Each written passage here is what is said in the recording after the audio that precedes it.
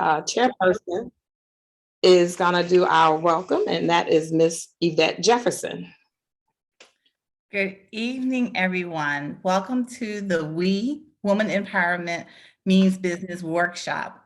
Good evening, everyone. My name is Yvette Jefferson. I am the chair of the Economic Empowerment Committee.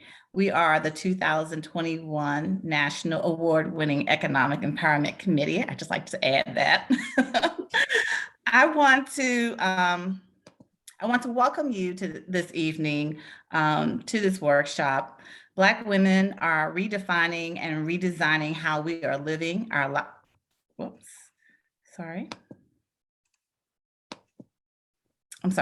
Black women are redefining and redesigning how we are living our lives and how we are making our money. Why is this thing keep falling off on me? Sorry. Black women have talents and skills that can be converted to viable self-employment enterprises with technical and financial support. That is why it is the mission of the National Coalition of 100 Black Women Sisternomic Program to promote Black women entrepreneurship and to support Black business owners or professionals whenever and wherever possible. We hope what you hear tonight will help inspire you, motivate you, and encourage you in your journey of entrepreneurship. Again, we thank you for joining us this evening. Now I will turn the program over to our two chairs of this workshop, Ms. Ebony Montgomery and Ms. Gail Hobson-James. Okay, thank you, Yvette. Again, thank you and welcome everyone to our Women Entrepreneur Workshop this evening. We ask that if you have any questions that you will please put it in the chat. And after each speaker, all four speakers are done, we will have each speaker answer any questions that you do have. Our first speaker for tonight is Ms. Jodie Keenan, and I'll put her.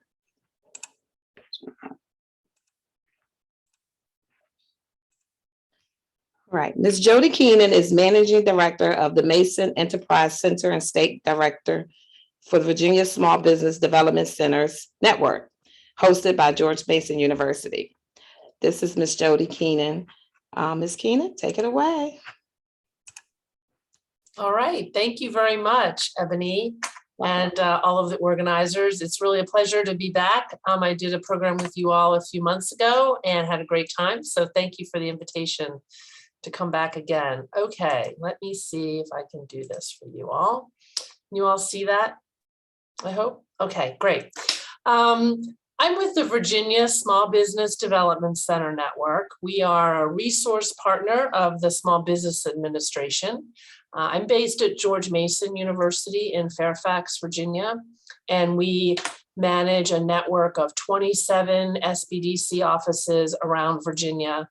Our program is replicated in every state in the country, also in the District of Columbia, Puerto Rico, and the other territories. So if you're not from Virginia and you want to meet with an SBDC advisor, have no fear, there is a program near you as well. So I was asked to talk with you this evening about starting a business. So let me kind of tell you how we do that, or how we work with businesses and entrepreneurs like yourself. First of all, congratulations for those of you who are already in business, or those who are thinking that this is the next step for you personally and professionally. This is an exciting decision. It's an exciting journey. I think you're going to hear from some business owners later on this evening about the highs and the lows. And really delighted to be able to share with you some pointers on starting a business and how what we do in our work to help women like yourselves get into business. First of all, if you're not in business and you're thinking you want to be in business, you need to pick an idea, define your idea. What is it that you want to do? What problem are you solving in the marketplace? What is your product? What is your service? What is your expertise and your skill? And most importantly, what's your passion? So give some thought to what it is that you want to do to build a business around. Next, you should evaluate your entrepreneurial abilities. What does that mean? a lot of times we work with business owners who started a business because they didn't want to work for somebody else. They saw a need in the market or in their community. They wanted to create a legacy for their family, for their children. They wanted to work with their friends and their family in a business idea that they were passionate about and that was going to give back to their community. So understand what what's driving you to do this. What are your personal and your family goals? Does starting a business fit into that? And importantly, in that vein, do you have the support of your family and your friends? It's really hard to go out on your own and start something. But if you've got the backup of those around you that love and support you day to day, it makes that journey a lot easier. So evaluate what your entrepreneurial abilities are.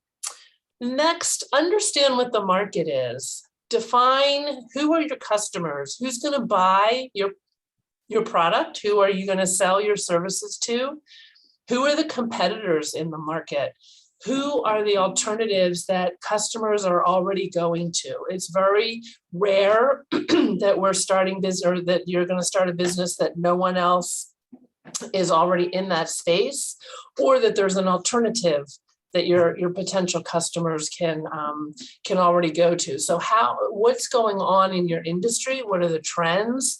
What are the best practices? What are businesses like yours? What do they look like as far as what's making them successful?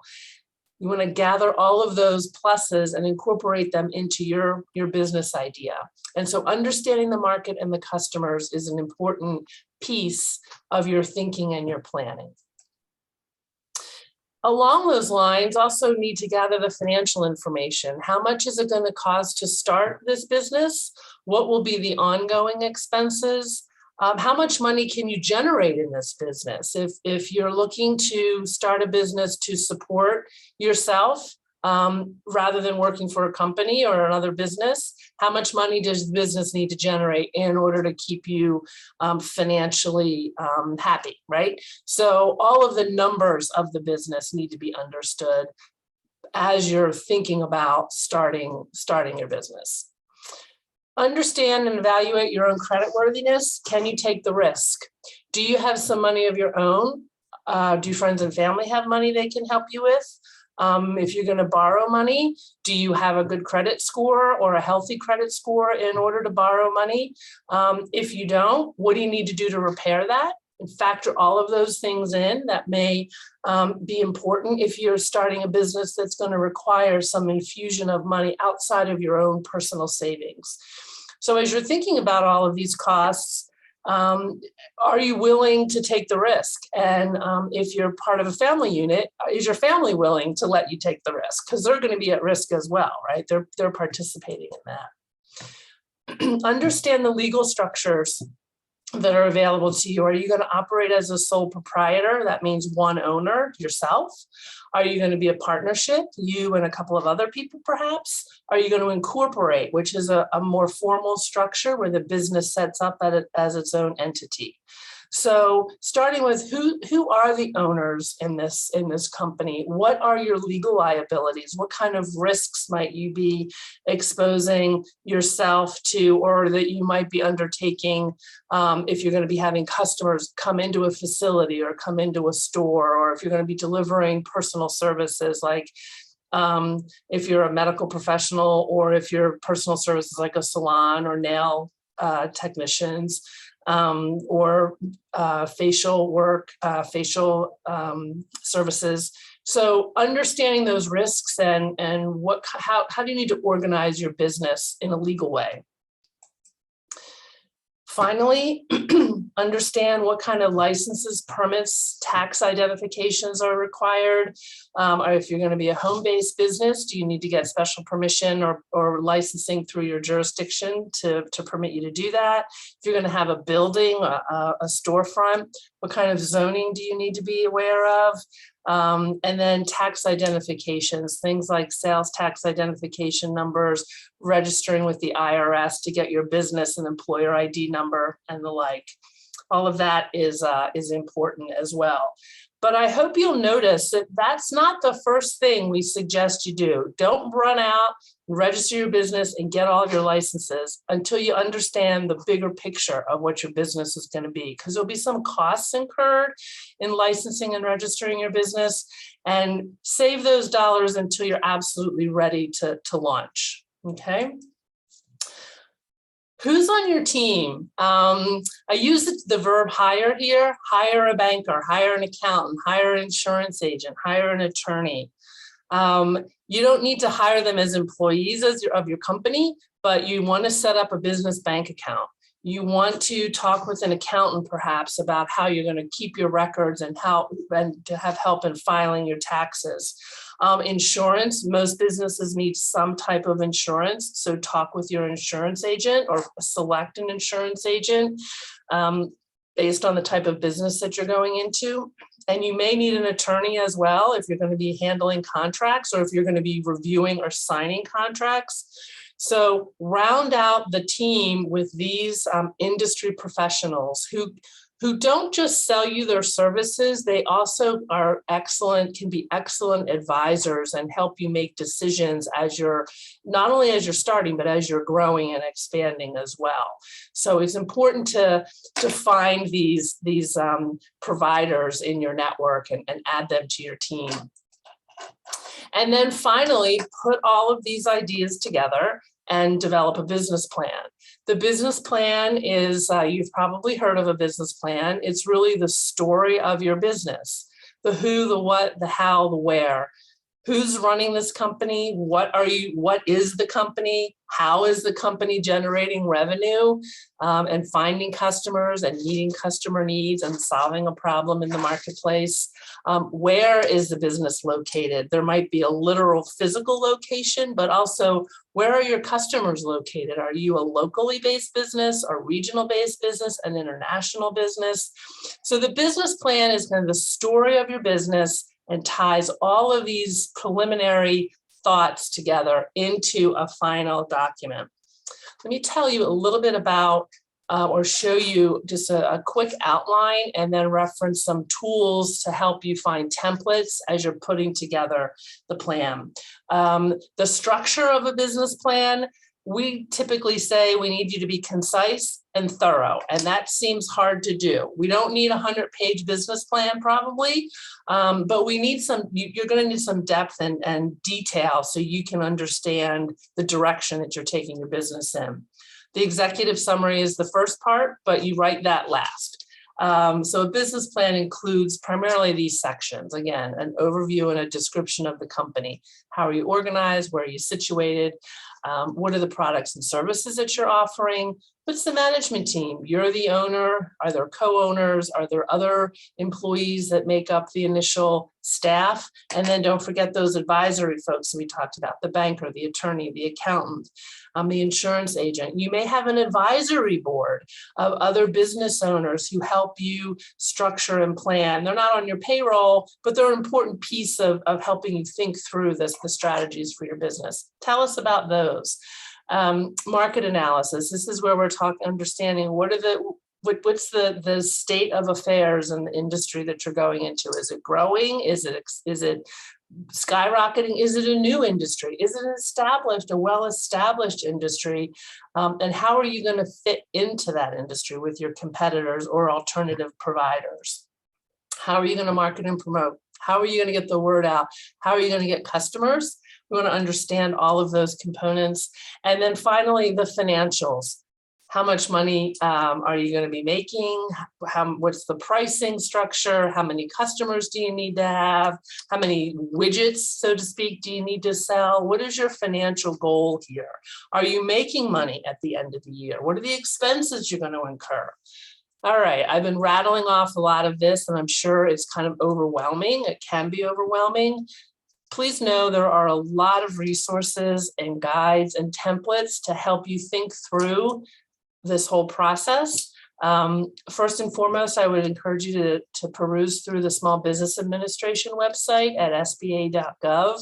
They have all kinds of information about starting a business, growing a business. They have videos on there. They have webinar or PowerPoint presentations. They have links to all of these local resources like the Small Business Development Centers in your community.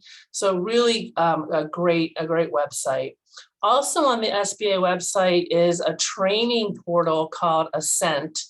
And this is something they rolled out, I think it was like in 2019 or the end of 2019, early 2020.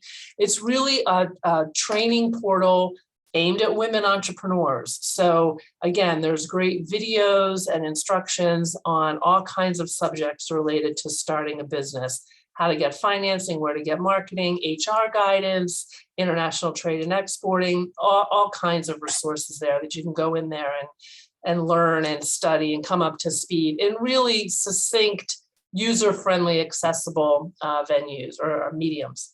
I'll direct you to our website. We do also a lot of training. We have a lot of webinars and resources on our site. And then a couple of just two kind of business plan template tools. One is liveplan.com, and that is an actual kind of fill in the blank Word document that fill in the blank that creates a Word document that's the story of your business. They prompt you with questions and you fill in the blanks. A very traditional business plan that follows the outline I shared here. The business model canvas is a bit more contemporary, and you might have heard about lean business planning or again, the business model canvas, where it's a bit more visual. It's not as much typing and writing as it is, but the questions are still important, right? Do you need to have a written business plan? It depends. If you're going to get a bank loan, yes. If you're going to finance it yourself, nobody's going to ask you for your business plan, but you need to be able to answer those questions we covered on the first screen. And sometimes the exercise of filling in a template helps keep your thinking and your planning structured, keeps you on focus and on point.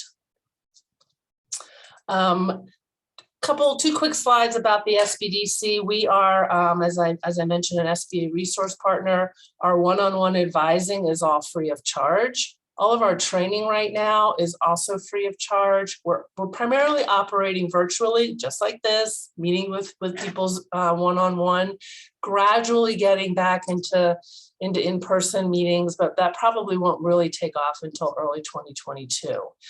So we do one-on-one business advising and counseling. It's all confidential. As I said, it's at no cost. We do a lot of workshops and webinars and training.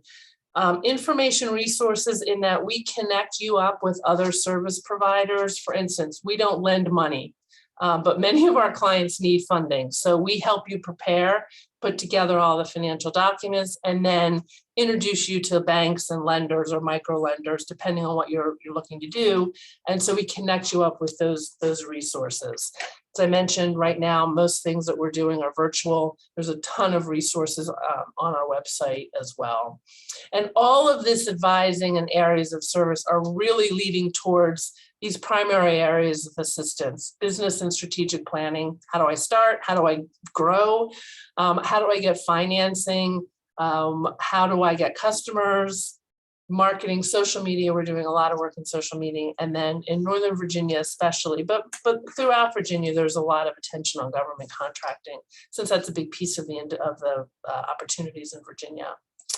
For those of you in Virginia, here's a map, kind of a funky graphic that just shows you where all of our offices are. Every city and county is served by one of our SBDCs. So we're convenient, we hope, to every business in the Commonwealth. That's my website and my email address. And I know there's going to be time for questions after, so I'll be happy to take those as we go along. I will stop sharing. Thank you for your attention.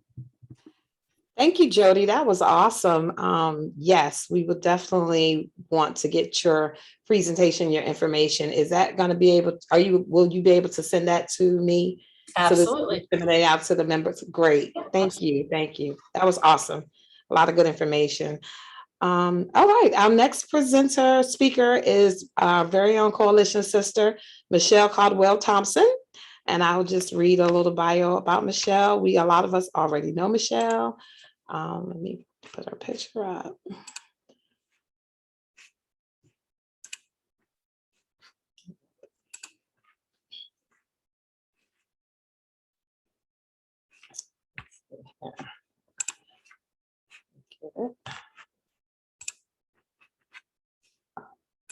It doesn't want to come up, but okay. Michelle Caldwell-Thompson is the principal broker of CTI Real Estate and the president CEO of Caldwell-Thompson Companies Incorporated.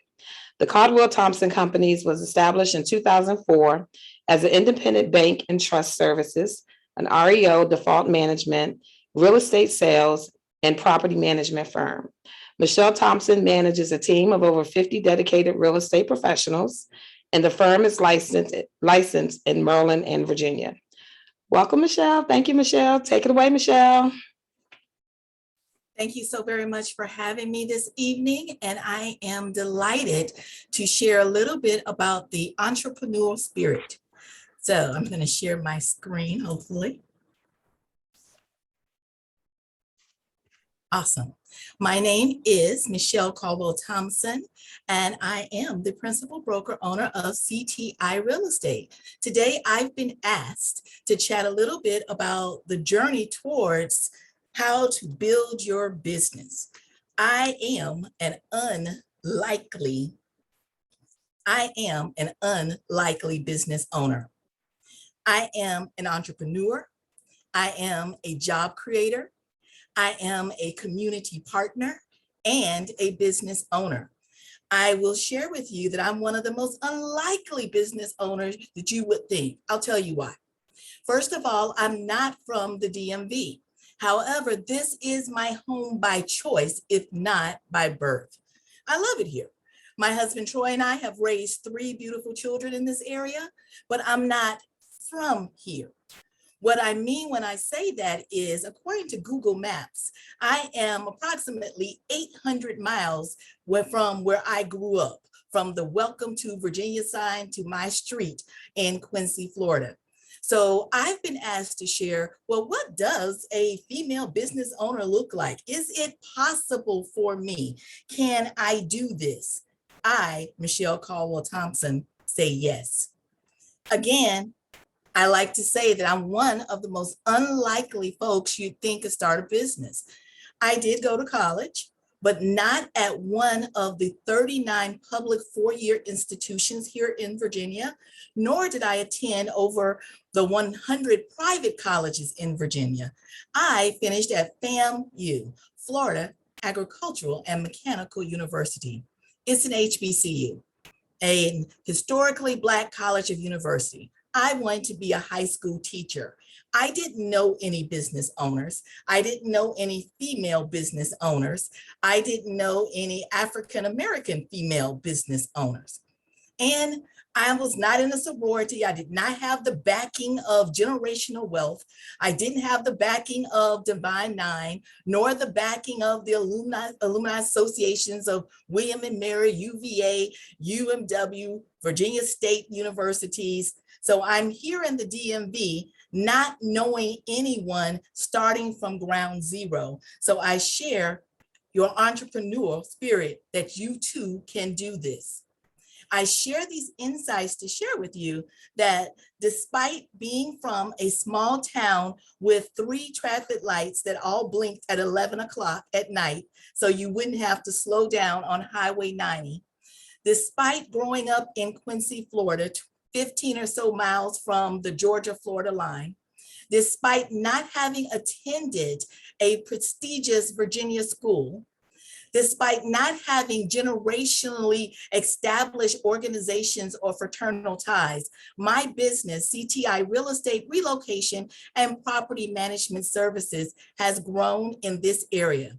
I incorporated in 2004, and we have grown from a company of 5 to now, as of this month, nearly 75 real estate associates. CTI Real Estate is currently the largest African-American female-owned real estate firm in Planning District 16, which includes the counties of Stafford, Caroline, Spotsylvania, King George, and the city of Fredericksburg. So when I was asked to talk about the entrepreneurial journey and what I've learned, what I'll share with you is I've learned that work ethic is the great equalizer. There is no free lunch. We all have to put the work in. I have learned that if we fail to plan, we are planning to fail. That's a truism. Having duplicatable systems and a strategic growth strategy matters. I've learned and I embrace that ideology without implementation is void. You have to do something until you can do better. You have to keep it in motion. I've learned that authenticity matters, that when you allow yourself to be the best version of yourself, you'll attract what you put out. Entrepreneurship is a dynamic process of vision, of change, of creation. It just requires a lot of energy and passion. And ladies and gentlemen, I'll share with you, people truly can tell if you like what you do. People can sense that this is a part of your passion and you're doing it for all the right reasons to help them. Vision without action is a dream. Action without vision just passes the time. Vision with action can change the world. When I moved to this area in 2004, I didn't know a soul. The only time I had been to Washington, D.C. Metro was in 6th grade on a school trip. So starting from not knowing anyone in the DC metropolitan area to becoming a well-known real estate professional and entrepreneur is a journey. Ideology without implementation is void. You need a plan. It doesn't just happen. So when we talk about you need a plan and what this plan may look like, I'll share some of my steps with you. And you've heard this just recently, a vision. Where do you want to go? What is your idea of success? I grew up in a very small town, 3 traffic lights. They all used to flash at 11 o'clock, less than 5,000 people in the entire county. How do you see yourself successful? What does success look like for you? Success looks like for you may look totally different than it looks like for someone else. Is that just making the paycheck make it to the end of the month? Does success mean being able to write a check for the kid to go to private school? Do you have to figure out, what you're jogging toward? What does success look like for you? I'll also challenge you to think about who's your customer. Who are you, new business owner, entrepreneur thoughts? Who are you trying to appeal to? Who are the individuals that you connect with? So much so that they'd be comfortable endorsing you. Because when someone shares your name with someone else, ladies and gentlemen, that is an endorsement. They're putting their good name behind your potential achievement. So who feels comfortable doing that? Can you effectively define your product or service? As a real estate agent, one would think that I just sell houses or my team just sells houses. I present to you that I offer positive outcomes, the realization of childhood dreams, to be able to not have to scrape your car or move it every 2 hours, to pull into your own garage, to be able to live the way you want to live when you want to live it, and promises of stability through effective housing solutions. Can you define what you are selling in a way that not only checks the box of this is my product, but this reaches the heart of my consumer? What are your primary competitive advantages? What do you have to offer that would make your consumer feel good about working with you? To check the box, to not only feel so good about working with you, but to possibly even hear a conversation about the room, somebody needing what you have, and get up and walk and reach into the bottom of their bag and share your card or share your contact information, because there's so much in your corner that they want you to be successful by sharing it with someone else. Work ethic is the great equalizer. In other words, going from unknown to well-known in an established community just doesn't happen by happenstance. Many people think that they're just going to get a business license and they're going to sit at home and the phone's going to ring and their email box is going to be overflowing and it's just going to happen. It doesn't. That's not simply the way it works. You have to put something in over and over and over and over and over and over again. When we talk about the concept of entrepreneurship, people think it's like, oh, I want to work for myself. Well, no, you're actually working for the consumer because you have to be available on their time schedule. Otherwise, they will call someone else who is. So it's not just, oh, I'm just going to work when I feel like working. It doesn't happen that way. I often say in my line of work in real estate that people are more loyal to their real estate need than they are to any particular realtor. You have to be available when your client is available. You have to be comfortable with taking risks, having tenacity, and pushing an idea through to the end.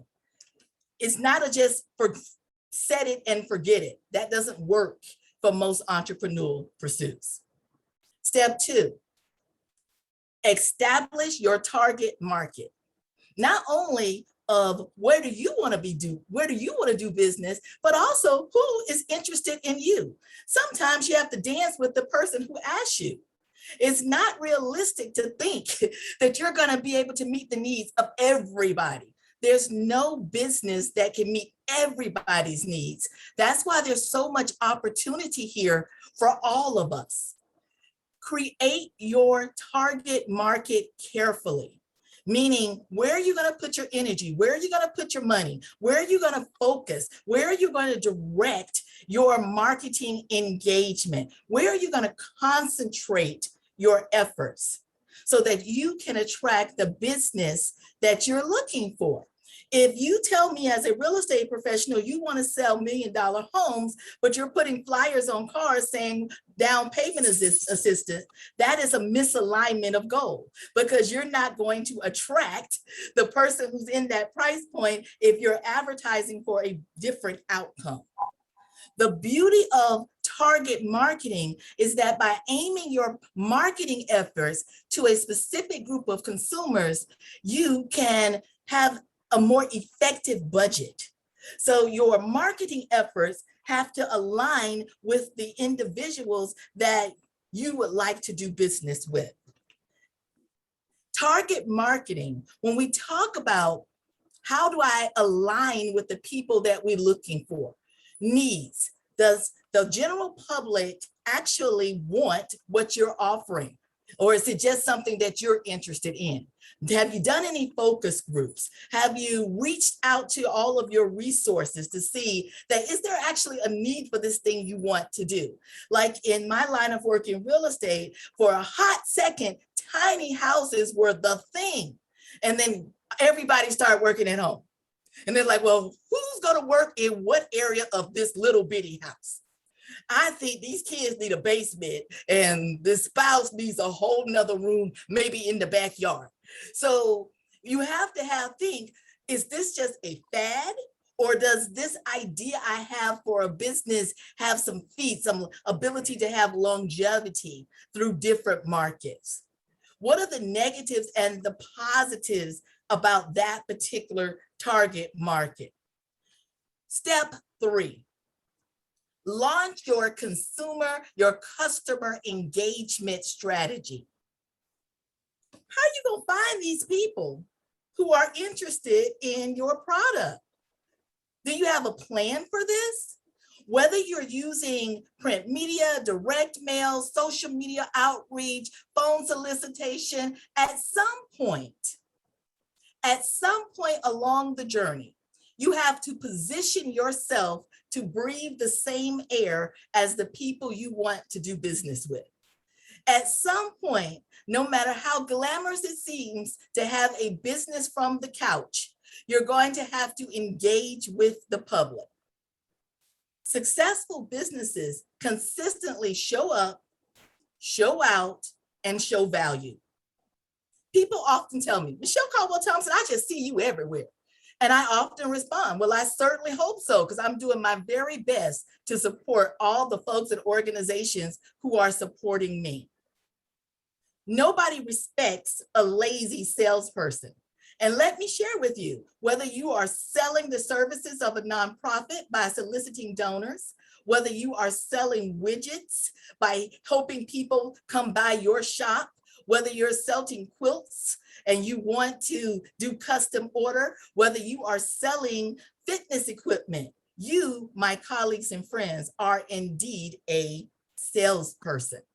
Because if you have a product and nobody's buying it, what you have is a hobby. Don't give up so fast. Don't throw in the towel. Don't give up too fast just because you don't see it working really quickly. Sometimes it just needs a little bit more time. Be patient. Sales statistics. It's important that you know that 48% of people never follow up with a prospect, meaning someone has shown an interest. I often say, folks don't window shop real estate. If someone asks you a question, they have an inquiry, they have a need. Many times, the best leads for your business come in the quietest inquiries. It is not the consumer's job, entrepreneurs, to track you down. It's your job, new business owners, to follow up with the potential entities that are interested in doing business with you. 48% of salespeople never follow up. Somebody will meet them at the store and they'll say, oh, I'm thinking about such and such. And you say, well, they'll get back in touch with me if they need it. 25% follow up a second time and stop. You say, well, I don't want to bug them. 12% make 3 contacts and stops. Well, I done called 3 times, so I guess I should stop now. Only 10% of salespeople make more than 3 contacts. But the statistics say that 80% of sales are made on the 5th to the 12th time. That means that you have to keep following up consistently until you fit in people's life. Not all the time is it a matter of the person doesn't want to work with you. They just haven't gotten down that far on their to-do list yet. Every one of us has something around our house that we're going to pay somebody else to take care of. We know we're going to do it, whether that's the leaf pickup or the bathroom thing that you're meaning to do. We just haven't gotten to that point on the to-do list yet. So many times the person who gets the sale is the person who's standing in the gap at the time when the potential customer gets to that point. I share with you, my friends and colleagues, work ethic is the great equalizer. Don't give up too soon.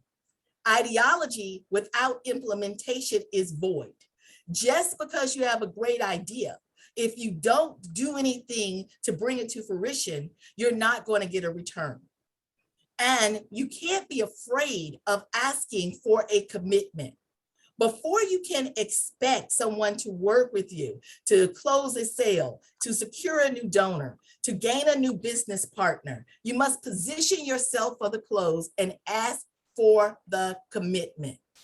You earn the right by delivering on your promises and by following up with the end user. Each of these things is your responsibility as a salesperson. Know your impact. A reminder. Make sure that you're able to clearly articulate the value of your business.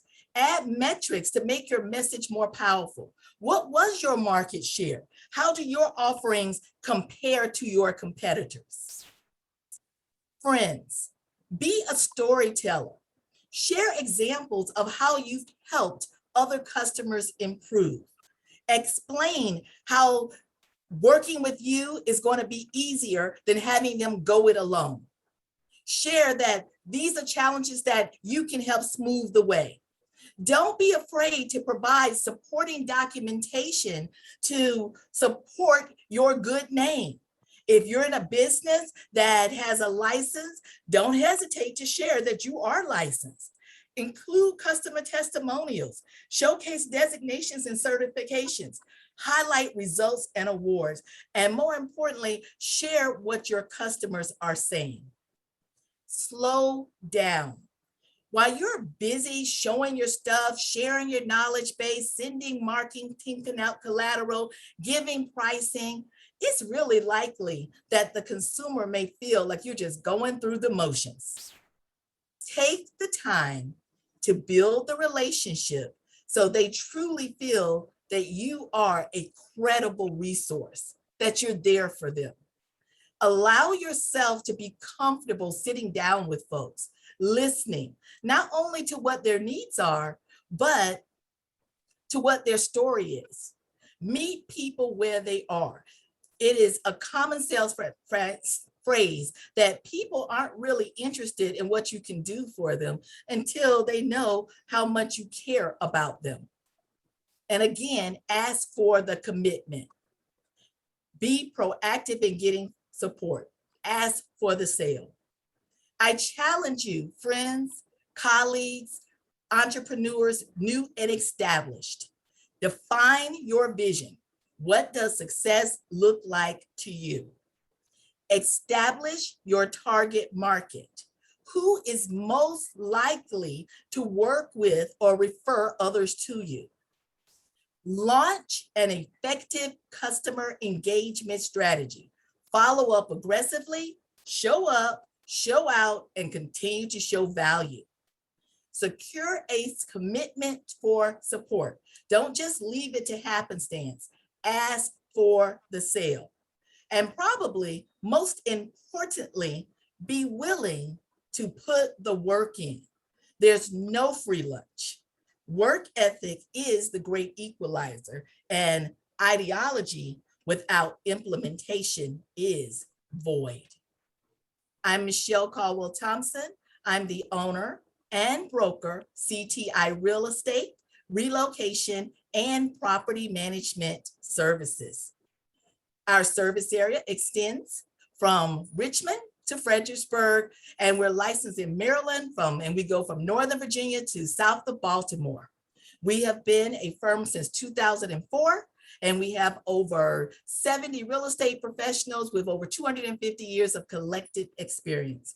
And I am delighted to share a little bit, not only about me, my firm, but also about the entrepreneurship journey as I have had the chance to experience it.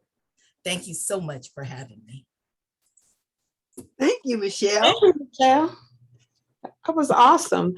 Two things that you touched on before I turn it over to Gail Hobson-James, who will introduce our next two speakers. But two things that I want to touch on that you talked about, Michelle, that I had people in my life who told me these two sayings, and I never forget them. One is you got to keep focused and keep moving.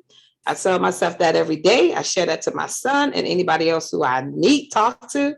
I love that right there. And then the other thing that somebody told me that I always tell myself is you have to put something in to pull something out. If you do not put something in, I don't care what it is, if it's entrepreneurship or your life period, you cannot pull anything out. So those were the two things that came to my mind as you were speaking and doing your presentation. Awesome, awesome. Next, we're going to move over to Gail Hobson-James, and she's going to introduce our next speaker, Karen White. Thank you, Michelle. Do you have Karen's picture? Yes. Great. Let me see if I can. Thank you again, Michelle, and thank you also, Karen, you both. Karen Titan White, I'm sorry, Ebony. Thank you, Ebony. Karen Titan White is a regional lending manager for the Virginia Small Business Financing Authority in the Virginia Department of Small Business Supplier and Diversity. In this role, she is responsible for assisting small businesses gain the access to the capital they need to grow and create jobs in the Commonwealth. Her focus is directed towards small, women-owned, and minority-owned businesses, microloan, and the Children Care Financing Program. Karen brings over 30 years of financial expertise to us and her agency. Ladies, we always need to listen to the expert who knows how to get the MONEY. So further ado, it's all yours, Karen. Okay, good evening. Can you ladies hear me? Yes. Okay, great. Thank you so much for that warm introduction. And my goodness, the presentations tonight have been really awesome. Jodie and I are partners, just to let you all know that. So before I get started, I was in a webinar earlier this morning. We had about 45 people. And by the time we got off the phone, 3 of them had already reached out to me. So the way my process works is, because I'm one person with this product and I service the entire state, Jodie's agency is actually a partner with my agency. So I find out where the customer is located in the Commonwealth, and I've already referred them to her counselors, and her counselors will actually walk my customers through the loan application process and bring them back, and then they'll come back to me. So just so you'll know, you don't have to go through the process alone. We are here to assist you all.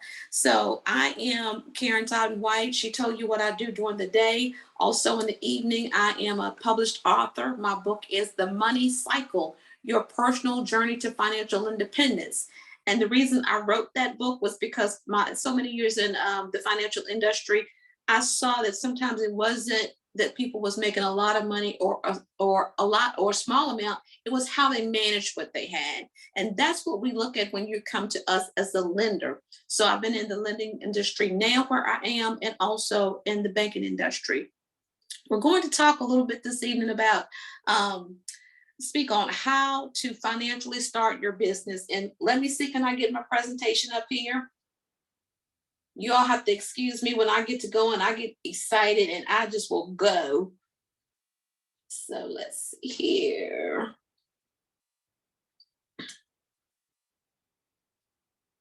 All right, Ebony, let me know when that's in. Is that in? Yes, that's Okay, great. Thank you so much. You're welcome. Excuse me, can we enable the chat so we can ask questions? Yeah. Oh, yes, that. Please Yeah. put those questions in the chat. And then I'll also make sure that I give you my information in the end so that you all can reach out if you have questions. All right, we've talked about that. And if I can get this to work, I will. If not, okay, all right, here we go.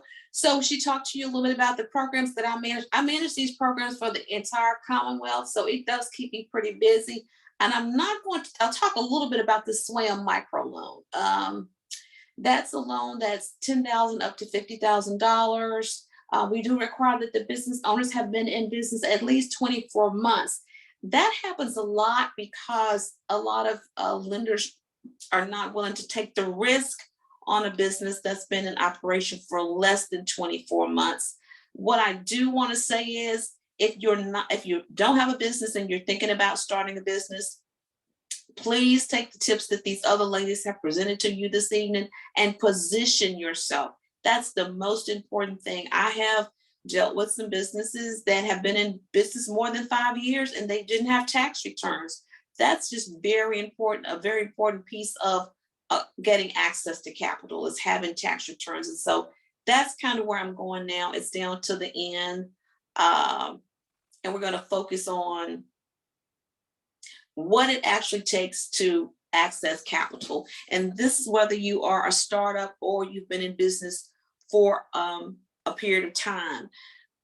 You've registered with the State Corporation Commission. This is some things that Jodie mentioned. We need to know how your entity is set up.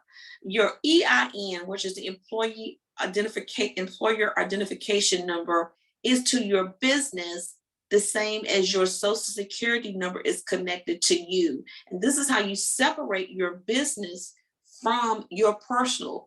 A young lady asked the question this morning in the webinar. She said, well, because I always say, don't commingle your funds.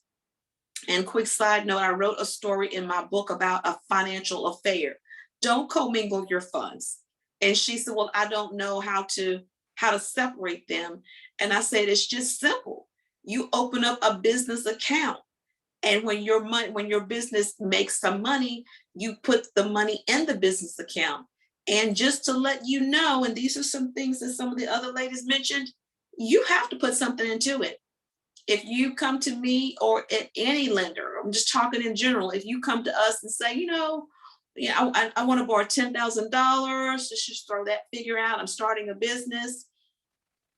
Well, we have some questions to ask. Well, how much will this take? A business plan will be able to help you answer that. How much do you need? You said you need to borrow 10,000, but how much have you invested? And if you say, well, no, I don't have any money to put in. No, let's think about this. Are you going to loan someone $10,000 and they're not putting anything in themselves? Because if something happens, who wins? Nobody wins, but they haven't lost anything.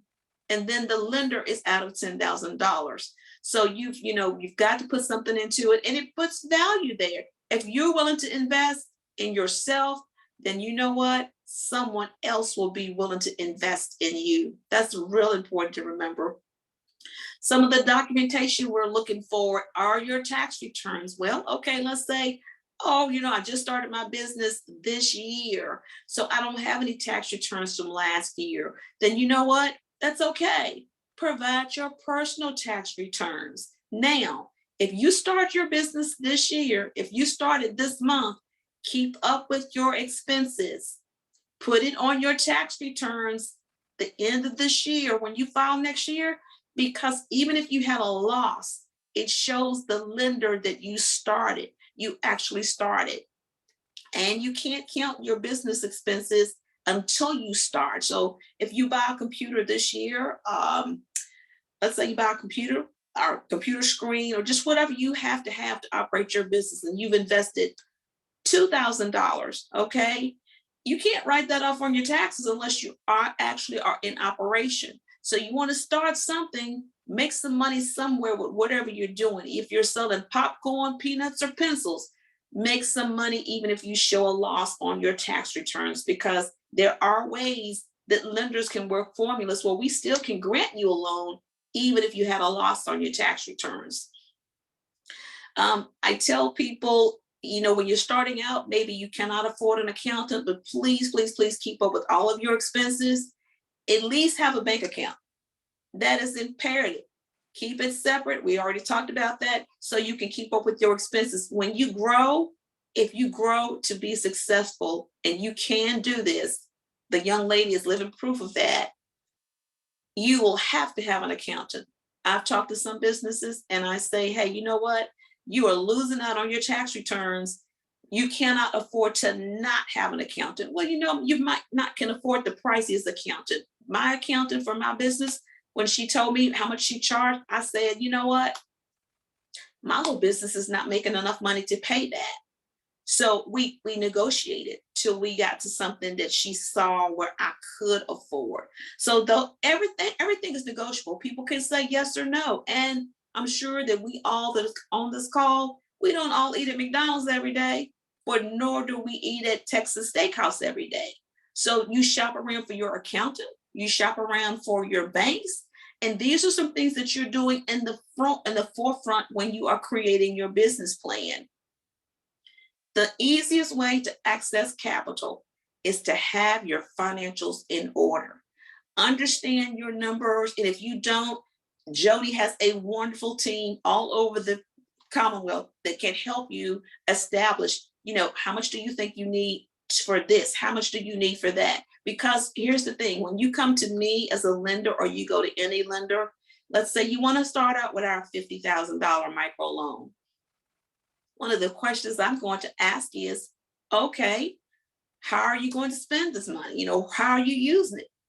And you need to be able to tell the lender, hey, I'm borrowing $50,000. I'm spending $30,000 here. I'm spending $10,000 here. And then I want to leave the other 10 just in case some of the estimates are off. So you need to at least be able to know that on the forefront. You also want to know how much you want. I threw that figure out their $50,000. I have had people to ask me, well, how much can I get? I don't know. I don't know how much money you can get because I don't know how much you need. But that also puts up a red flag for me to say, well, if they don't know what they need, then or what they can afford, then what else do they not know? So let's say you're going to start business and you start your business and now you've been operating 2 years and you've grown and you're ready to get some money. Okay. $50,000, that's our micro loan. And you're coming in, you want to make an application with me, and you think about what each of you could do if we was to deposit $50,000 in your business account tomorrow, November the 18th, $50,000. Think about what you could do with that, okay? Now, the next thing I want you to think about is on January the 5th, you're going to have a payment of $950. That might be okay, but that might not feel so good. But it's my job as a lender to make sure that the loan is a good fit for you and a good fit for the lender, because a loan is not always the answer to access capital. Friends, family, savings account. If you all go out and look at Damon John from Shark Tank, he will tell you how he used to get up in the morning and work on his business and then go into maybe like Red Lobster or Pizza Hut, somewhere like that, and work during the middle of the day. And then he would get off and go back home and work on sewing his clothes. So it's a journey, but we have proof right here that it can be done. Nobody said it was easy, because if it was easy and the money was free, we all would have our own business. It's a journey, but it's worth it. And I have confidence in each of you that you can do it. Even if you're working a job, you might not want to give up your job. That's fine. It's nothing like having something on the side. The young lady mentioned about a budget. It's important. You have to budget for your business, just like you budget for your personal finances. And then also you have to determine, I was in a webinar a couple of years ago, and an accountant said, if your business has not made a profit in 3 years, you might have a hobby. Well, you know what? That's okay. There's nothing wrong with having a hobby. You might not want a business. You might not want to deal with all the responsibilities that come with the business. And if that's the case, then hey, have your hobby, go at it and do what you do. But it's important that whatever you do, to enjoy it, because if you don't enjoy what you do, it will be like work. And I'm telling you, it won't be work. It's really important to enjoy what you do. Those are some things that I just wanted to share with you as far as starting a business. There's no cut dry 1, 2, 3. You have to do this when it comes to finances. The main thing I need you to remember is, hey, take your time, do your research, know what the costs are, because let's say you get that loan for that $50,000 and it's, time to make that first payment. But then 24 months down the road, you decide, you know what, this is just too much. This business is not for me. It's too much work. You know what? You still have a payment, because you are your business. You sign for the business and you sign for yourself. And you're signing saying, hey, if this business is not making enough money to make this payment, then I'm responsible to make this payment. So quick side note, I always tell people this. I met a young lady a couple of years ago, and her name is Wendy Dickerson. Wendy has a business called Ascend to Sale. Ascend to Sale. And what Wendy does is sells businesses. So let's say it's 2 years down the road and you don't want to do it anymore. You have a choice to make. Are you going to get a full-time job and a part-time job so you can pay your regular bills and pay your business bills? Or the big caveat that I would rather do, I would put my business on the market to sell it for a profit, meaning you would pay off all the business debt, come out with a little bit of a profit, and you can move forward with your life. So keep that in mind. But when you sell a business, guess what? They're going to want the same thing a lender wants. They want to see your financials. They want to see, are you really making some money? How does it look? Do you have a customer base? What have you done to build up your organization during the time period that you had it? All right, let's see. Let me get to the Next screen, that is my information. You all are welcome to take a screenshot, or I also will definitely send this to Miss Ebony. And thank you so much for being a gracious hostess as we got up to this date, for the emails and everything that you did. Thank you all for the invitation. And I will, like I said, provide this information. I would love it if you all would reach out to me, or if you're not ready to start a business, listen, it is so important to share this information with other people, because here's my caveat that I always like to tell people. If you have never had a loan in your business name before, the Virginia Small Business Financing Authority is a wonderful place to start, because you know what? I'm going to hold your hand through the process. When you feel like, it's hurting and getting ugly, I'm going to say, it's okay. I need you to fix this, get back to me. Fix this, get back to me. And we're going to be partnering with Jodie's counselors all over the place. They're going to do the same thing. They're going to help you put your projections together, make sure you have all your documents together. And then when you send the package to me, the goal is to get some funding. And I like to say sometimes, not right now. The reason I say not right now is because I'm not telling you no. I'm not turning you down. I'm just saying, you know what? You're not ready yet. Let's do this, this, and this. There are some customers that I have worked with for 3 months, but you know what? They got the loan in the end, and that was all that mattered, because they positioned themselves. And then from that point, you're ready to maybe move on to a bank where they're not maybe have the capacity to hold your hand as much as we do. Thank you all so much for your time.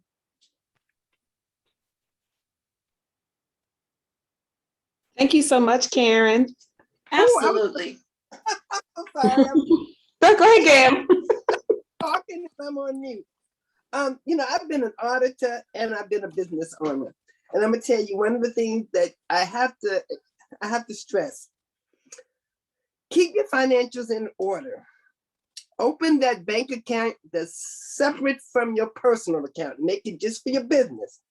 Keep up with your records and your receipts. Don't just throw them in that shoebox and think you're gonna hand it over to an accountant, because you have to explain what it's for, because she or he will not know. Don't try to play catch up. Keep a record. Just keep going and write down everything, so that it makes it easy when you're trying to do the compilation. And don't need your accounting system to be the last thing that you do. That's a big mistake. One other thing, pay your taxes on time. Now moving forward. Just pay your taxes on time. Okay, next we're gonna have Miss Rolita Clark. Do you have her picture, Ebony? Yes, there she is. Thank you. You're welcome. Miss Rolita Clark is the Chief Executive Officer of Twin Pearls Production Company, and that's pearls with a Z, as she always says. Twin Pearls provides counsel to business owners and corporate organizations on strategic matters that equate to direct business results. Their areas of expertise include business startups, business coaching, business management, course development training, on-board programs, and a varied list of other business educational services. With Ms. Clark's undergrad degree in entrepreneurial studies, 2 masters in business and adult education, and an astounding list of accomplishments and recognitions, she is quite well tuned and seasoned to help you and your current or future business be successful. Her motto is, if you can see it, you can be it. The floor is yours, Rolita. Hello, everyone. First and foremost, thank you to the National Coalition of 100 Black Women for inviting me to be a speaker. I greatly appreciate it, and it has been an honor to be able to sit and talk with you all tonight. It kind of seems like this was divine. Just so you guys know, I'm not your average speaker. I speak with my hands. I got long nails, okay? I like to engage people. I like to make sure that at least one person smiles before I get off the camera. But I feel like it was divine that the 4 of us were on this call, because I kind of wrap up everything that all of these wonderful speakers have been saying this entire night. So I am the owner of Twin Pearls Consulting Company, Twin Pearls Production Company, LLC. I'm actually getting ready to share my screen so that you can see it, and just let me know when my prezo comes up. Yes. All right, you guys can see it? Yes. Awesome. So I own Twin Pearls Production Company, LLC, which was started in 2016, just as a side hustle. It was a hobby. Okay, guys, I graduated from Norfolk State University in 2005 with a degree in entrepreneurship and a triple minor in management, marketing, and Egyptology. Yes, I can read hieroglyphics. Okay, not too many people ask me about that, so I like to share it. But we are an organization that has been created to help other individuals out. Like I said, I started this as a side hustle. It was a hobby. It wasn't a business that was full blown, and I knew that. I was just looking to pay down some of those college loans and be able to figure out what my next move was going to be, because I knew I didn't want to work for anybody else. So with that being said, inside of Twin Pearls Production Company, LLC, I have 3 entities. The great thing about LLCs is that you can put multiple businesses inside of an LLC that are inside of different industries. It's really used as an umbrella for you to create businesses and protect yourself. The main premise of an LLC goes back to what Jodie, Michelle, and Ms. Karen just said, which is separating your business versus your personal assets. If you don't do anything, okay, guys, make sure you separate your business versus your personal.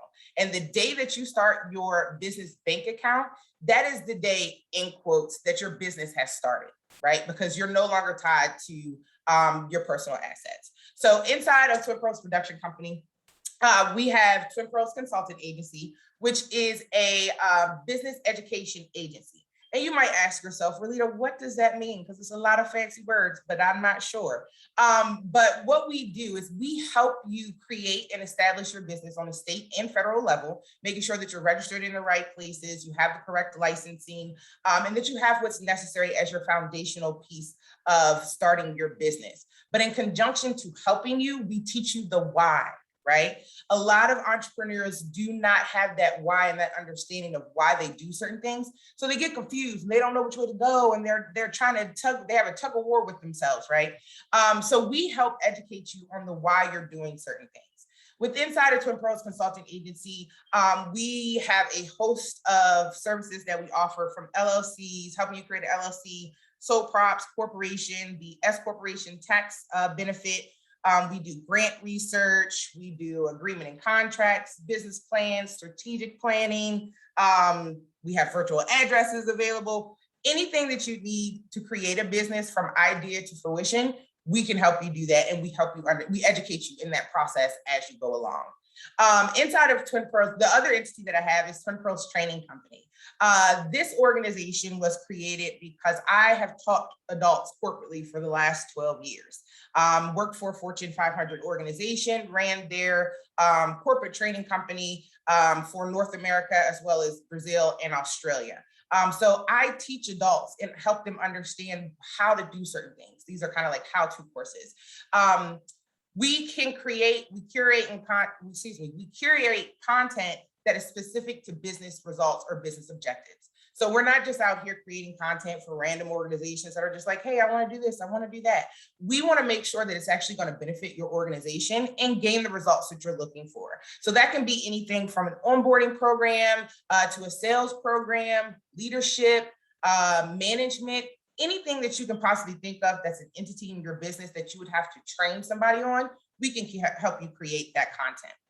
And then last but not least is our new entity, Rolita Clark Enterprises, which is all things of me, where I do public speaking, help you with regards to Forex, help you with, we do a little bit of webinars and coaching. I have a podcast. So there's a bunch of different things. That's my personal brand that I've incorporated into our organization.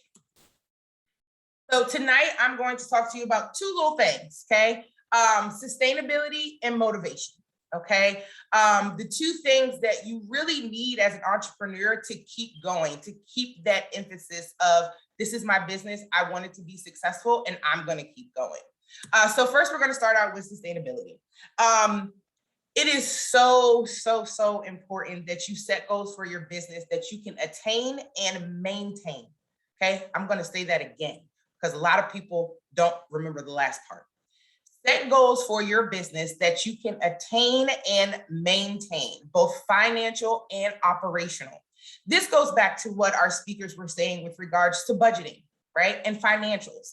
As for budgeting, you want to make sure that you're looking at your budget on, I'd tell people, least monthly basis. I look at my budget every single week. There's not one day that I'm not in my spreadsheet saying, okay, this number has fluctuated. I spent more here. I've got more expenses on the back end with regards to certain things. So I sit there and analyze the numbers in order to tell the story of my business. That's the key with financials. That's what your lenders, and Ms. Karen, you can hop in and tell me if I'm wrong, but your lenders are looking for the story in which your business tells. Your financials are going to do that for you. So by setting goals and making sure that you're looking at both your financial goals on a weekly basis as well as a monthly basis is extremely important. And when I say operational goals, these are the things that are happening inside of the business. So looking at marketing, looking at sales as far as which product or service is doing the best. Looking at the way your audience is receiving that information. Do you have more social media engagement with regards to your audience when you put out certain things? Do they like videos? Those types of operational goals are what I'm referencing. Next is to reevaluate your mission and vision every quarter. And I say this because your business can fluctuate, okay? I started out primarily looking at trainings and creating trainings for organizations where I went out and taught communication classes and things like that. To 3 months later, I looked at my business and said, I went to school for entrepreneurship and I'm still paying this loan. So why is that not a part of my business? So I needed to go back and reevaluate it and look at the mission and the vision of what I was trying to do overall and what was my passion behind what I was doing. As entrepreneurs, we often get so tied up in the day-to-day, especially if you're a one-woman show or one-man show, you get so caught up in the I have to do these things that you often forget to look back at the mission and vision. You could be working and operating in a mission and vision that's not on your website, or that's not what you told somebody that the business does because you're just so used to the day-to-day operations of the company. So it's essential that you always take a look at your mission and vision and make sure that your product and services are aligning to those things so that you have the right audience, the right target market to come in and grab your products. Because guys, if there's nothing else, your target audience is critical to your business. And the reason why is because if you have a mission and vision that is targeted to the wrong audience, you're not going to make any money. I promise you. I know from experience, you're not going to make any money. But when you have the right audience aligned with the objective of your company, you're going to see that word of mouth comes in. Your marketing is starting to pick up. Your engagement on social media is starting to enhance. And those are the things that you want to see over time because you know that your mission or business objective is matching what you're actually doing inside of the market today. The third thing is to continue to educate yourself in your field. I am a person that will tell you that education is forever. I'm a continual learner. I learn every single day. I research something every single day. I subscribe to a lot of different organizations that have newsletters and blogs and things like that. I subscribe to the IRS.gov because you can never know enough tax law, okay? Especially as a business owner. You want to know what's going on out there. So I always educate myself and keep myself engaged in what's happening in my market with regards to consulting, training, and just public speaking and those overall general personal aspects of my company that I have moving forward. But it's important for you to continue to gauge where you're at in the market. Is the market fluctuating? Is your business viable inside of that market in that time? It goes back to what Ms. Michelle was saying with regards to making sure that you have the necessary items set up for your success, right? And making sure that you have the education behind understanding your industry.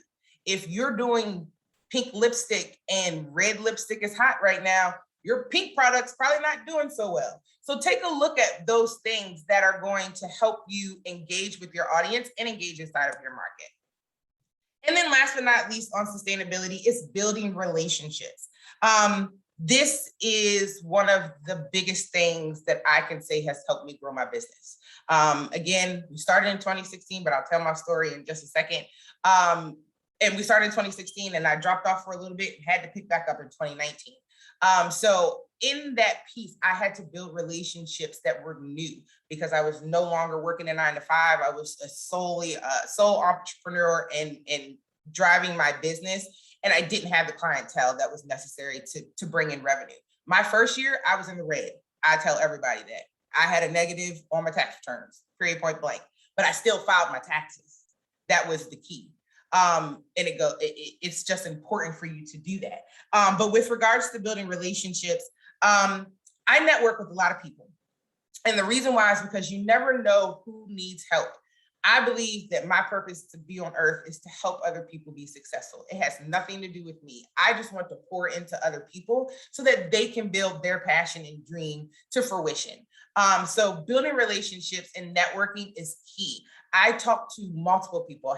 I go inside of a gym and go talk to them at 8 o'clock in the morning. There are 5 to 6 entrepreneurs working out in the gym with my trainer. And we just have random conversations to the point where we've actually started a 2-week series that is hosted in Fort Washington, Maryland, where it's just all of the entrepreneurs bringing in their expertise and sharing their stories so that we can encourage our community to keep moving and to keep growing. Also, with regards to building relationships, it helps you when it comes to those things that you're not so great at. And I share this story, and my best friend is actually online. But I am really, really, really bad at social media. I'm not gonna lie, okay? I'm not the best. I need help all the time. So my best friend, who actually lives in Atlanta, Georgia, and she owns S. Harvey Consulting Services, is a guru in social media. So I don't do my social media. I get her to take pictures of me when she's here or tell me what I need to do to put out there on social media so that I can gain the audience and the traction that I'm looking for. And you get those things by building relationships. Although that is my best friend of 20 years, of course I've known her, but I also have a gentleman that met him in the gym and he was talking about a trademark and needed a trademark. And I said, well, I do those. And he said, okay, cool. So I actually did the trademark for him. And he was like, yo, Rolita, you taught me through this whole thing. Like, I feel like I'm an expert on trademarks. Can you come and talk to my mentorship group of 50 some odd people and tell them about the importance of trademarking their brand?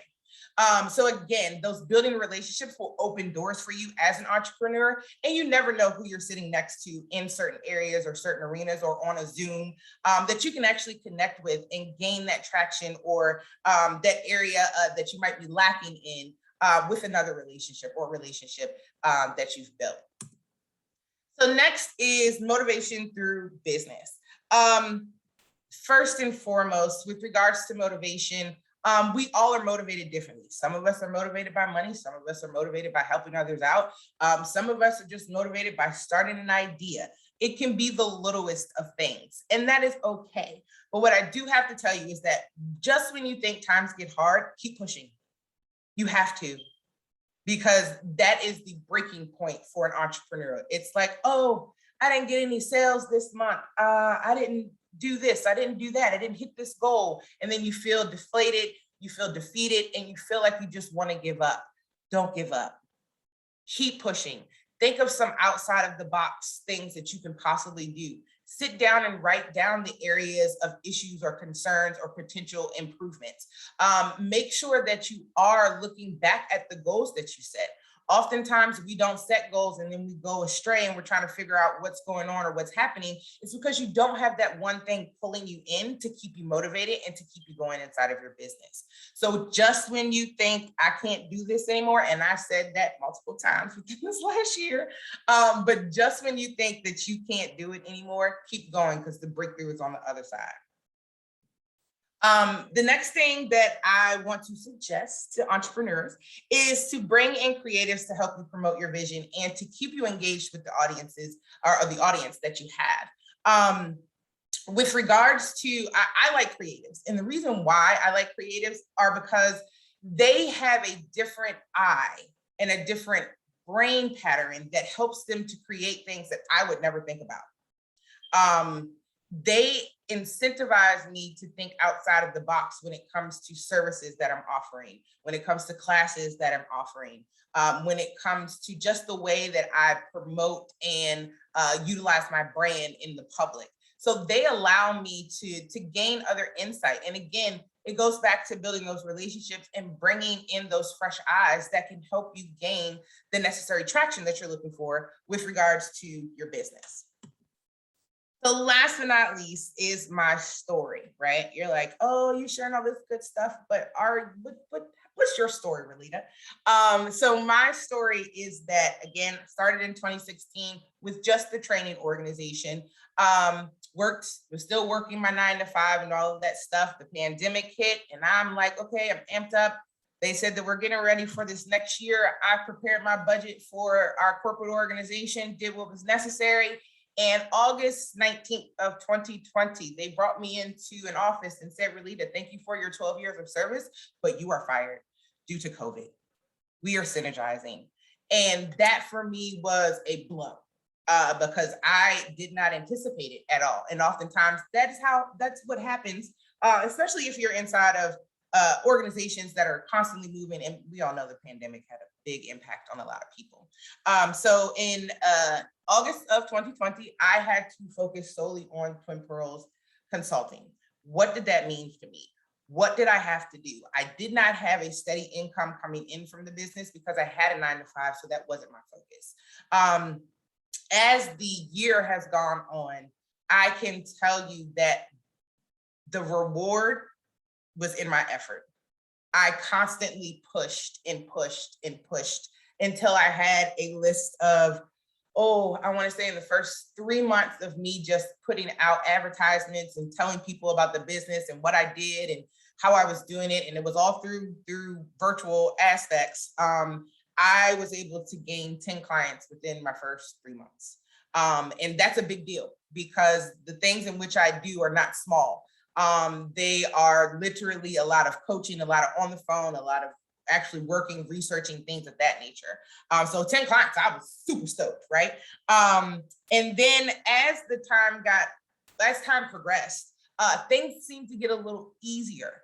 And I was on a roll for a solid 7-8 months. I had clients there. We had a whole cycle. We had rotations. We had everything. And then August of 2021, I made no money. $0, nothing. And I'm like, oh Lord, what am I gonna do? So the next thing I did was I put myself out there. That was that when things got hard moment and I wanted to quit, that was it. But I kept going.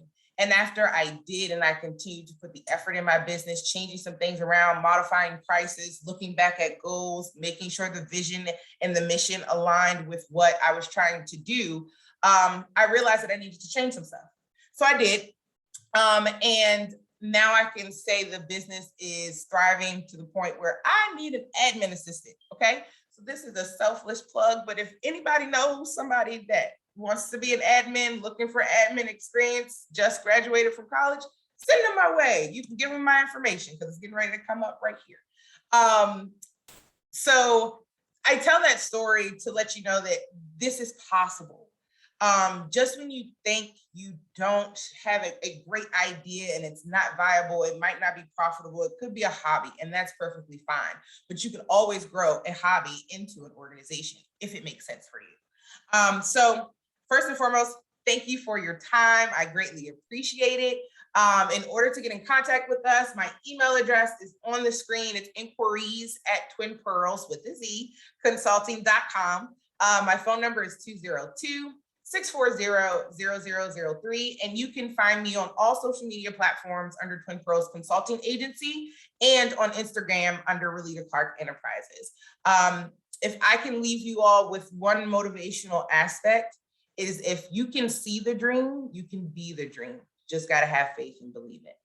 Thank you guys so much. I greatly appreciate your time. Thank you, Rolita. Wow. Awesome, awesome, awesome. I see one question in the chat and it asks the speakers, how do you find the creatives Do you have a resource recommendation? I'll hop in there. The way I find creatives are through, this is gonna sound weird, but a lot of graphic designers and those who have instructional design backgrounds, I find those to be my most creative individuals that I'm able to reach out to first. That's where I go first, is to those individuals that have that aspect or that eye of seeing things differently than what I would. In addition to that, not trying to bring, I find a lot of my creatives at church. And that's just my personal component and where I'm able to engage and network a lot more. But you can find creatives anywhere, but start with graphic designers. They always have ideas. They always are thinking outside the box and have that expertise that can help you out just a little bit. I have something I can add with that, Ebony, if you don't mind. Sure, go ahead, Michelle. Continue creatives, admin assistant, part-time folks, your local community college. In our area, we have Germanna Community College here. They have a student liaison that will help you with students who are still in school who are looking for part-time work, internships for credit. So whether you're looking for somebody in marketing, somebody in finance, your local community college, the student liaison would probably love to place somebody with you, and also your local college. So great resource for part-time assistants and to help a kid who needs some internship credit. Wow. Or a young person, I should say. Okay, great. Thanks, Michelle. Does anybody on the Zoom have any questions? If you want to unmute yourself before we wrap up. For any of our speakers. Hey, I just want to say real quick, Ebony, and to the National Coalition of 100 Black Women, all the speakers tonight, fabulous. This has been very informative. I'm just speechless. So I'm just waiting to get everybody's phone number and everything like that so I can start reaching out. So thank you, Ebony, for You're so welcome. Gail, everybody, thank you. You're so welcome, Adrienne. This is Angela. I have a quick question. And well, first off, I want to say thank you to the ladies. This is absolutely phenomenal. As always, you do great work. First question is, at what point do you have to start showing the profit in your business? Some people said it was 5 years. Others said it was 3 years. What is it? I mean, and I'm asking because without that information, one cannot adjust themselves for borrowing money. Karen, do you want to take that one? Absolutely. This is Karen. A loan is not always the answer. It's not that most people, that's what people think. So that there's nothing wrong with that. That's normal. Sometimes, just like in your budget, let's say you have some credit cards, you might not need to go to the bank, and I'm relating this on a personal level, hoping that you can relate. You might not need to go borrow money to pay off your credit cards. Maybe you need to pull money from one place, as we say, rob Peter to pay Paul. So it's not necessarily that you need to position yourself to borrow money. Maybe you need to redo your whole budget. We talked about a budget with your business to reallocate your funds. And when you know what your bills are, your monthly debts, try to put something aside. It's okay to have a business savings account. It's great to have a business savings account because stuff will happen, because life happens. But there's no rhyme or reason or no formula to say, oh, you know what, in 5 years, I'll be positioned to get a loan. First of all, you need to know why you need the loan. And then you determine, okay, I need to position myself because I know I'm going to put a new roof on my building in 3 years. I need to start positioning myself now so that I can incur the debt for the roof. That would be a reason to say a 3-year period. I hope that helps. Yes, thank you. Any other questions for the speakers? Anybody? There's a question in the chat. Yeah, the question about Yes. Oh, okay. Yeah, There for is- Ms. Jodie, are there workshops offered for government contracting? There are, we do offer some through our organization, and there is a sister organization of ours called PTAC, the Procurement Technical Assistance Center, ptac.org, VA, Virginia ptac.org. And they offer a lot of workshops for government contracting. The SBDC really works with folks, if you're new to government contracting, and PTAC works with you if you're an established business and ready to do government contracting. I'll put the contact in the chat there. And along that lines, this is Karen. I'll jump on again with Jodie. So my umbrella agency that I work under is the Division of Small Business and Supplier Diversity. And what we do is they're SWAM, they set you up to be SWAM certified so that you can contract with the state government. So there's a difference, what Jodie's talking about is federal government, and I'm talking about state. So when you have a SWAM certification, it almost like puts you in a register so that if someone in government is trying to buy something, they're looking in that register to find someone that's providing that service. And so it's good to be SWAM certified. And then let's say you win a contract, there I am. You might need to, that's the reason to access capital. You might need to borrow some money in order to fulfill the contract so that you can get paid. That's another whole subject. Yeah. That's good information. Anybody else have any questions before we wrap this up? Sorry. That's good. I'm junking up the chat with all kinds of stuff. Sorry. That's fine. That is some statistics from another meeting, but I was trying to correct Karen's email or website address. Sorry.